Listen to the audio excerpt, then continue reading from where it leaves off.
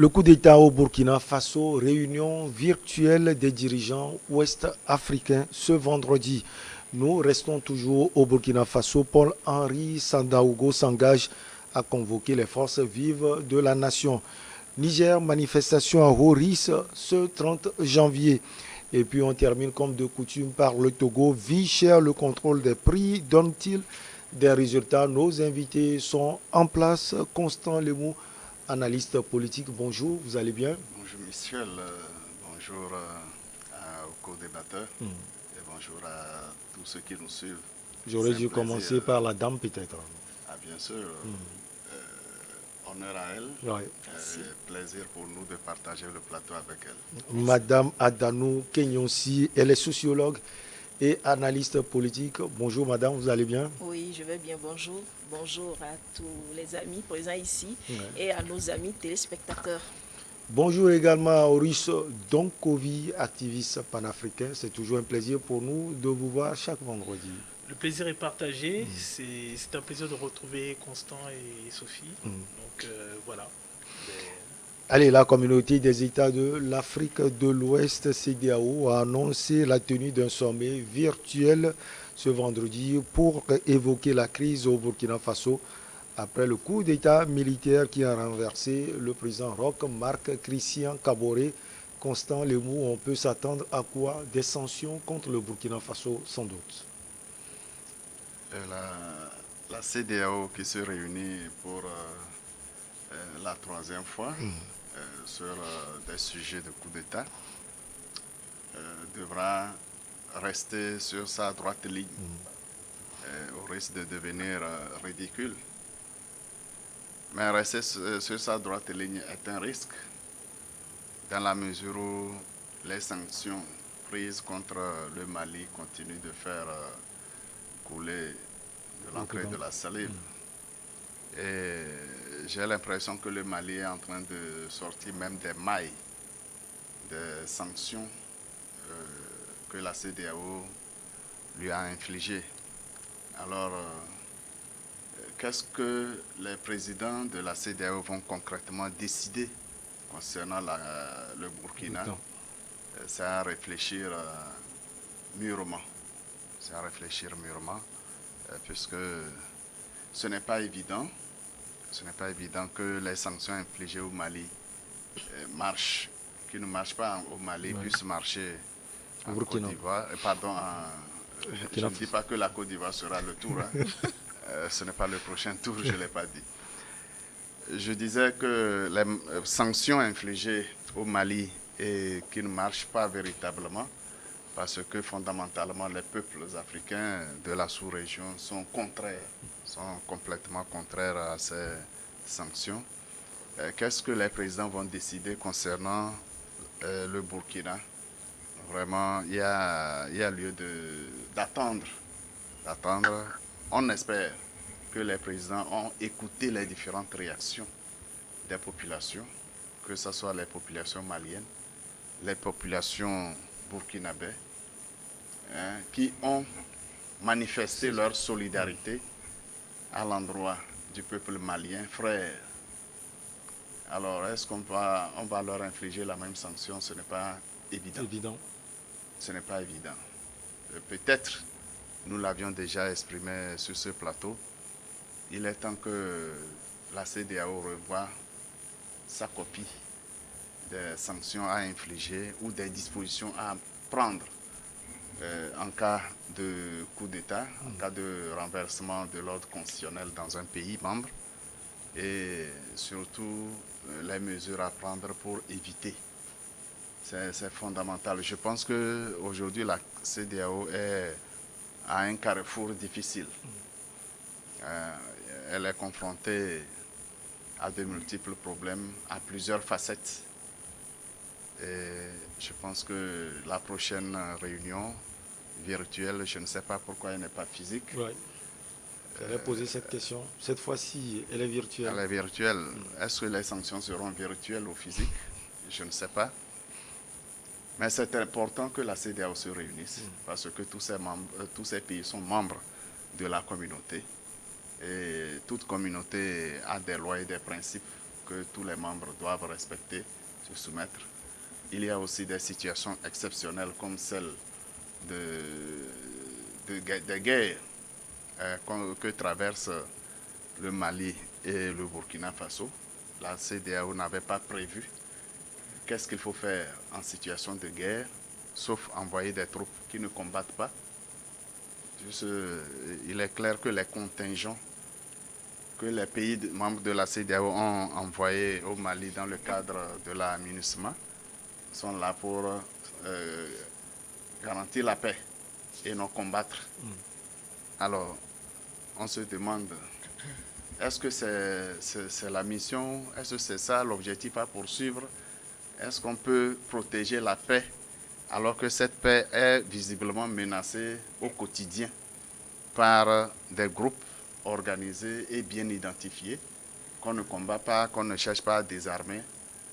C'est ce qui a fait l'échec de la MINUSMA pour le moment. En 8 ans, la MINUSMA n'a pas réussi à ramener la paix au Mali. Voilà la situation qui s'est un peu tournée et qu'aujourd'hui, cela met vraiment en difficulté la communauté économique des États de l'Afrique de l'Ouest. Madame Adano, coup d'État au Burkina Faso, une équation une fois encore compliquée pour la CEDEAO. Oui. Et les peuples sont en train de mener la vie dure au chef d'État de la CEDEAO. Et pourquoi je dis ça? Et lors de leurs dernières sanctions contre le Mali, on a vu de part et d'autre dans le monde, presque dans le monde entier, les réactions des peuples d'Afrique et de certains frères aussi européens et autres qui soutenaient vraiment... On a vu même des manifestations devant l'ambassade du Ghana en France. Voilà, donc c'est ça. Et est-ce qu'ils vont prendre encore les mêmes sanctions contre le Burkina, comme l'a dit tout à l'heure M. Lemou? Bon, ça... il reste à voir, je ne crois pas. La CEDEAO doit revoir sa copie, comme l'a dit tout à l'heure M. Lemou, parce que les clauses de cette communauté des chefs d'État, excusez-moi, qui ne protègent nullement pas la population, les peuples, ça doit être revu, parce que ça n'arrange pas du tout. On a vu des sanctions qui sont contraires à la vie des peuples, y compris celle de leur propre population. Parce qu'une fois qu'on sanctionne le Mali, c'est les autres pays qui subissent aussi des coups. Donc, pourquoi pas virtuel? Pourquoi pas physique? Vous pouvez répondre à la question, pourquoi c'est virtuel? En tout cas, Dieu seul sait, et eux aussi, parce que la fois passée, on a vu ce qui en est découlé. Et ceux qui étaient partis là-bas, bon, on a vu Marc Roch Kaboré qui est déchu, parce que ayant osé, bon, moi je le dis aussi, c'est l'un des facteurs. Sur les sanctions. Oui, et puis prononcer les sanctions, ben, les Burkinabés ne lui ont pas toléré ça. Et oui, ils l'ont dit lors des manifestations du week-end. Oui, nous sommes tous des frères et que bon, le Mali a un problème sérieux endogène, lié quand même à sa survie, à sa sécurité. Donc on ne doit pas aller jusqu'à ces sanctions-là, c'est trop osé. Jusqu'à bloquer leurs avoirs au niveau de la BCAO, c'était trop. C'était trop. On ne peut pas punir un enfant tout en lui refusant quand même de manger. Et surtout, ce sont les sanctions financières qui ont plus fait mal. Et ils veulent qu'il fasse quoi? Que le peuple se soulève contre les autorités actuelles et qui n'arrivent pas à payer les salaires et autres. Et là, bon, on les renverse. C'est ce que la CEDEAO voulait. Puisque les autorités ne veulent pas écouter la CEDEAO. C'est la punition peut-être du père. Oui, les autorités, ce sont des grands frères. Eux, on peut dire que ce sont eux qui conduisent le bateau. Ce sont les capitaines. Donc, ils peuvent toutefois écouter tout en essayant de réajuster quand même leur agenda, trouver le juste milieu des choses. Mais seulement poser des sanctions pour dire, bon, c'était prévisible pour le Burkina.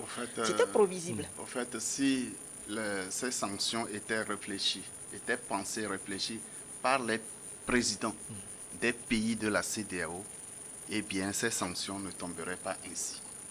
Ce serait autre chose. Lorsque vous lisez entre les lignes, les dispositions de la CEDEAO visent à protéger les pouvoirs et non les populations. Ce sont les pouvoirs qui sont protégés. Quand on parle de retour, de renversement de l'ordre constitutionnel, et là il faut sanctionner, on ne se pose même pas la question pourquoi on en est là. Et qu'est-ce qu'il faut faire pour remédier? On se contente de regarder seulement qui est au pouvoir, est-ce qu'il nous arrange ou pas.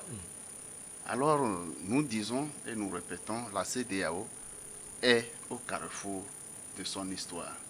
Ou bien, on revoit copie et on réoriente les relations entre les pays membres, les dispositions à prendre pour éviter les renversements de l'ordre constitutionnel dans les pays membres, ou bien on ne le fait pas et ce sera vraiment une rupture entre les populations et les pouvoirs en place. En tout cas, Horizon Donkovi, c'est une équation de plus pour la CEDEAO. C'est sûr que les sanctions vont sortir. Est-ce qu'on peut penser un peu à ces sanctions, la nature de ces sanctions? Ça va être compliqué parce que déjà, le problème avec la CEDEAO, c'est qu'il y avait une grosse différence de traitement entre ce qui se passe en Guinée et ce qui se passe au Mali. Ouais. Le second problème avec la CEDEAO, c'est que les chefs de l'État sont rentrés naïvement dans une espèce de guet-apens qui a contribué à les décrédibiliser. Donc d'une certaine manière, oui, je suis tout à fait d'accord avec Madame Adjanou quand elle parle de l'effet des sanctions sur la chute du président Kaboré, parce que il n'y a pas seulement le problème sécuritaire du Burkina, il y a aussi le spectacle minable de chefs d'État qui eux-mêmes vont se décrédibiliser, se délégitimiser auprès de leur population, en étant, si vous voulez, les marionnettes de puissances occidentales qui ont des intérêts. Et c'est comme ça que les populations africaines l'ont perçu. Donc maintenant, le défi de la CEDEAO, c'est le défi de l'introspection et c'est le défi de l'humilité. Parce que si elle se permet d'adopter les mêmes sanctions pour le Burkina qu'elle a adoptées pour le Mali, ce qui va se passer, c'est que vous allez coaliser les trois pays. Il y aura à un savoir la le Guinée, Burkina, la Guinée et le Mali. Et c'est un vaste territoire, ce sont de vastes potentiels. Donc c'est, d'une certaine manière, faire la scission de la CEDEAO en deux camps, en sachant que vous n'avez ni les moyens financiers, ni les moyens militaires, ni même les moyens diplomatiques de pouvoir les ramener de force dans le giron de la CEDEAO. Donc vous pensez qu'il y aura 2 poids 2 mesures au niveau des sanctions? Le problème, c'est que la CEDEAO peut, comment dirais-je, appliquer de façade des sanctions, mais peut-elle réellement les assumer? Peut-on réellement, sous-régionalement, se couper du Burkina, du Mali et de la Guinée? Ne serait-ce que au niveau des réalités qui existent entre les échanges entre nos populations, les réalités économiques, les réalités financières, même les réalités politiques. Comment est-ce que vous faites pour prétendre, par exemple, au Ghana, au Togo, au Bénin, sécuriser vos territoires si vous n'avez pas la collaboration du Burkina? Comment est-ce que vous faites ça? Comment est-ce que vous prétendez sécuriser le nord de la Côte d'Ivoire si vous n'avez pas la collaboration des autorités du Mali et de la Guinée et du Burkina? Comment est-ce que vous faites ça? C'est impossible. Donc, à un moment, il y a, comment dirais-je, un travail d'honnêteté intellectuelle à faire du côté des chefs d'État de la CEDEAO et si vous voulez, des corps diplomatiques des États de la sous-région. Parce qu'il s'agit de faire quelque chose qui n'a pas été fait au début, donc de revenir à rebours. Et cette chose-là, c'est écouter les populations. Comme je le disais une fois, c'est-à-dire les gens ne se lèvent pas pour leur propre plaisir un jour, pour se retrouver dans la rue manifester. Ça n'existe pas. Si vous voyez des gens manifester ou manifester, comment dirais-je, leur mécontentement, c'est qu'il y a quelque chose. Et il faut aller relever c'est quoi le problème, avoir le courage de l'introspection, avoir le courage des décisions courageuses. Ces décisions courageuses-là, il faut les assumer. La CEDEAO s'est beaucoup fourvoyée. Malheureusement pour elle, elle s'est fourvoyée pas simplement dans les années qui sont les nôtres, mais même avant. C'est une succession de compromissions qui ont amené maintenant, les populations à ne plus se reconnaître dans un certain nombre de prises de décision. Et il va falloir pour les chefs d'État justement reconquérir l'affection des populations. Et ça, ce n'est pas un petit chantier. Parce que nos chefs d'État ont suivi des directives imposées de l'Occident sans comprendre qu'au fur et à mesure de ces décisions-là, on rongeait leur prétention à gouverner leur propre peuple. Lorsque vous avez des chefs d'État qui prétendent sursoir à votre autorité pour s'adresser elles-mêmes de vive voix à votre jeunesse dynamique, à votre chef d'entreprise, mais c'est que d'une certaine manière, petit à petit, on remet en cause votre capacité vous-même de gérer votre propre peuple. Et malheureusement, les chefs d'État, au fur et à mesure, se sont fourvoyés là. Allez, on marque une petite pause et on revient pour la suite. Je sens que Constant Lemou a envie d'ajouter quelque chose.